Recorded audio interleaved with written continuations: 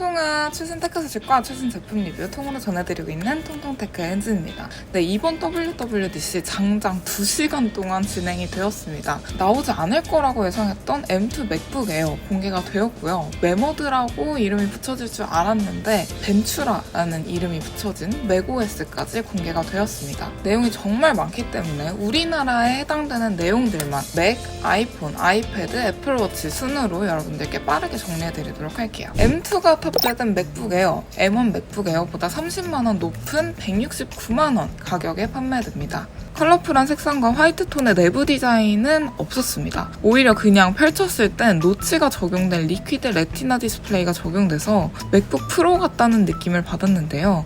색상은 미드나이트, 스타라이트, 스페이스 그레이, 실버 4가지로 고급지게 뽑혔습니다. 1.24kg의 전작보다 얇아진 11.3mm로 맥세이프 충전기가 에어에도 부활했어요. 대신 SD카드 슬롯이나 다른 포트는 없고 썬더볼트 포트 2개 있습니다. 우측엔 3.5mm 헤드폰 잭이 있고요. 전보다 화면 밝기가 500니트 밝아졌습니다. M2가 탑재되면서 8코어 CPU 그리고 최대 10코어 GPU로 고성능 미디어 엔진으로 더 많은 4K, 8K 프로레즈 동영상 스트림 작업이 가능해집니다. 배터리 시간도 최대 18시간으로 더 길어졌어요. 내장 카메라와 마이크, 스피커 모두 업그레이드 되었는데요. 1080p지만 전작보다 해상도가 2배 높아졌고요. 저조도에서 카메라 성능이 더 좋아졌다고 합니다. 3개의 마이크와 4개의 공간 음향을 지원하는 스피커가 탑재돼서 전작도 저는 되게 만족하면서 사용했는데 이번에 M2 맥북 에어는 어떨지 궁금해집니다. 함께 공개된 13인치 프로 모델은 179만원부터 시작하는데요. 에어 모델과는 M2 칩셋이 탑재되었다는 것 빼고는 다 다릅니다.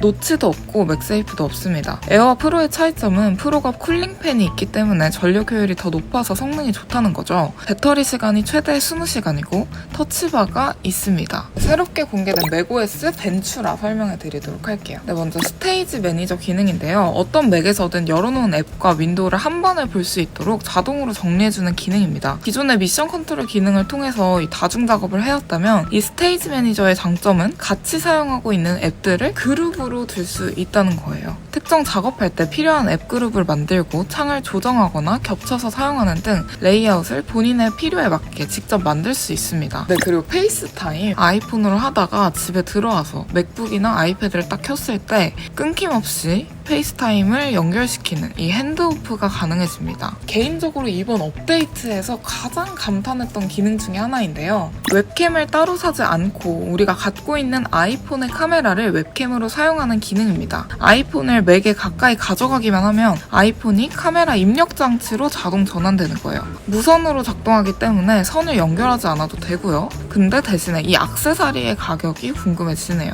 센터 스테이지 기능도 가능하기 때문에 움직여도 되고 또 책상 보여주기 기능이 가능해집니다. 제가 실제로 보면서도 믿기지가 않더라고요. 카메라 각도를 위에서 찍는 게 아닌데 뭔가 광각으로 찍힌 걸 크롭해서 보여주는 건지 실제로 사용해보고 싶더라고요. 사진의 글자까지 인식하는 라이브 텍스트 기능 기억하시나요? 텍스트가 나오는 장면이라면 어느 부분에서든 동영상을 일시정지한 다음 복사하기, 번역하기, 찾아보기, 공유하기 등 동작을 사용할 수 있습니다. 평소에 정말 필요하다고 생각한 이런 앱이 생겼으면 좋겠다 하는 게 생겼습니다. 바로 프리폼이라는 이름으로 나왔는데요. 올 하반기 출시 예정인데요. 공동작업을 진행 중인 사람끼리 함께 아이디어를 짜고 구체화할 수 있는 앱이에요. 공유해서 프로젝트를 실시간으로 계획하고 영감이 될 만한 사진, 동영상, 링크, 오디오 삽입 다 가능하고요. 그림도 텍스트도 자유롭게 써넣을 수 있습니다. 협업이 실시간으로 가능하다 보니까 업무용이라든지 조모임 할 때, 친구들끼리 여행 계획 짤 때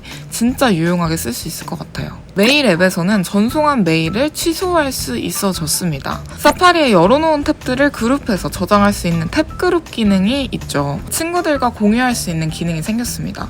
페이스타임 통화하다가 야 이거 봐봐 여기 어때? 하면서 쉐어 플레이를 통해서 공유 탭 그룹을 보면서 회의할 수도 있겠죠. 공유받은 상대방도 보여주고 싶은 걸 찾으면 사파리 탭을 추가할 수 있습니다. 메시지 기능도 되게 업데이트가 많이 됐습니다. 보낸 메일 취소할 수 있듯이 메시지도 보낸 것들 취소할 수 있고요. 전송 중간에 수정할 수도 있습니다. 메시지에서 쉐어 플레이를 통해서 노래를 같이 듣거나 TV 프로그램 콘텐츠를 함께 감상할 수도 있는데요. 재생 제어기 자체가 공유가 되기 때문에 같은 장면을 함께 감상할 수 있어요. 그리고 사진이 이번에 업데이트 됐는데 아이클라우드에 원활 원하는 사진만 선택해서 그룹으로 공유할 수 있는 아이클라우드 공유 사진 보관함 기능이 생겼습니다. 아이클라우드가 한꺼번에 백업되다 보니까 공유하고 싶은 사진들이 막 개인 사진과 섞여서 공유하려면 공유 앨범 따로 만들고 했었어야 됐는데 이제 그게 한결 스마트하고 편리해진 거죠. 네, iOS 16입니다. 잠금 화면에서 폰트를 고르고 인물 사진을 돋보이게 하고 애플워치 마냥 필요한 위젯들을 배치해서 필요한 앱들을 커스터마이징 할 수 있어졌습니다.